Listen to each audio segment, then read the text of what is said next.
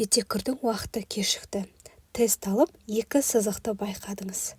Бірден дәрігерге жүгіресіз бе, әлде не істеу керек екенін білмей отырсыз? Егер солай болса, менің каналыма тіркелуді ұмытпаңыз. Мен сізге ең алғаш жүкті екеніңізді білген кезде не істеуге болатын бірнеше жолын ұсынамын. Бірінші жолы міндетті түрде жүктілігіңіздің бар жоғына көз жеткізіп алыңыз.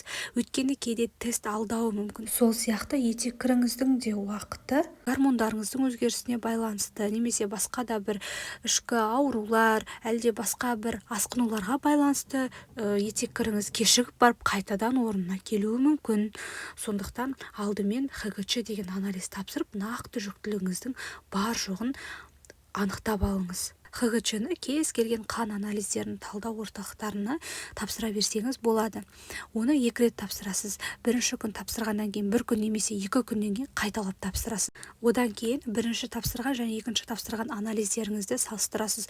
Ол үшін Google-ға ХГЧ анализдері деп жазсаңыз, сіздерге арнайы кесте шығады. Егер кестедегі сияқты сіздің ХГЧ анализіңіз біріншісіне қарағанда екіншісі 2 есе, 3 есе өскен болса, онда құттықтауға болады, сіз жүктісіз. Енді ары қарай жүктілігіңіздің қанша апта екенін есептеп алыңыз. Ол үшін Google-ға жүктілік күнтізбесі деп жазсаңыз, сізге онлайн платформалар шығады.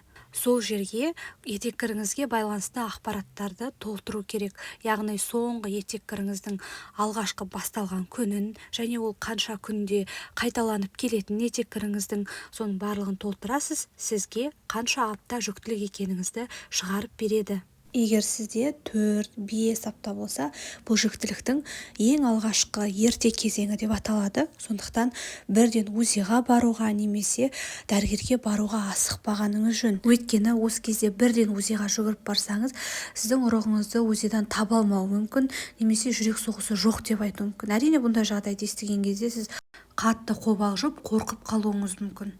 Егер осындай жағдайға тап болсаңыз, онда қорықпай 1-2 аптадан соң қайтадан барып түсіп көріңіз. Сол кезде сіздің ұрығыңызды да көріп, жүрек соғысын да тыңдатады. Осы кезде бір ескеретін жайт, сізді қоңыр выделение немесе қанды бөліністер, ішіңіздің ауруы мазалайтын болса, бірден жедел жәрдем шақырып, дәрігерге барыңыз. Ал барлығы жақсы болған жағдайда, онда әрине 1-2 апта күтіп, 6-7 апталарында дәрігеріңізге барып, УЗИ-ңызға жазылсаңыз болады. Әрине бұл кездерде сізді есепке алмауы мүмкін, өйткені дәрігердің есепке алуы ол 9-шы аптадан немесе кейбір кезде 12-шы аптадан бастап алып жатады. Алайда сіз осы кезде қандай витаминдер ішуге болатынын, қалай тамақтану керек екенін, өз-өзіңізді қалай ұстау керек екенін дәрігермен ақылдасып, сөйлесіп алсаңыз болады. Ал қыздар, сіздерге видео пайдалы болды деген ойдамын. Менің каналыма тіркелуді ұмытпаңыздар. Айтпақшы, жүкті екеніңізді білген сәттен бастап өзіңіздің ішкі көңіл күйіңізді қолға алыңыз.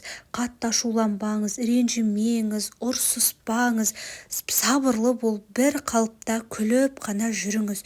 Өйткені жүктілігіңіздің жақсы өтуі тікелей сіздің көңіл күйіңізге байланысты.